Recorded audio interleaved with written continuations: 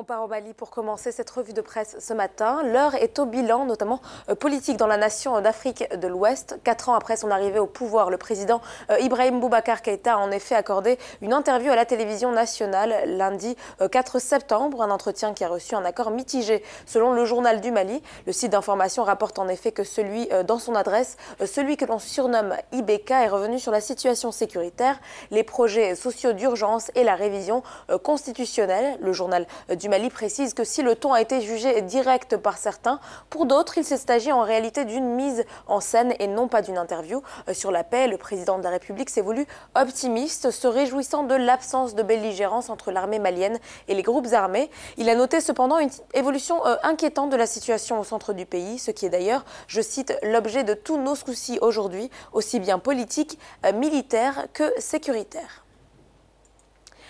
En Afrique du Sud, à présent, vous l'avez entendu dans le journal de l'Afrique tout à l'heure, l'opposition n'accorde pas de répit au président Jacob Zuma. Après avoir échappé à un énième vote de défiance, l'IFF et l'Alliance démocratique estiment qu'il doit rester sous le coup d'une audition pour destitution. Le Mail and Guardian rapporte en effet que des représentants de ces partis ont plaidé cependant 8 heures en faveur d'une enquête pour destitution devant la Cour constitutionnelle hier. Leur premier argument, le président a violé la Constitution et l'opposition n'a ainsi pas à fournir de mandat au Parlement afin que celui-ci engage la procédure légale prévue par la législation sud-africaine.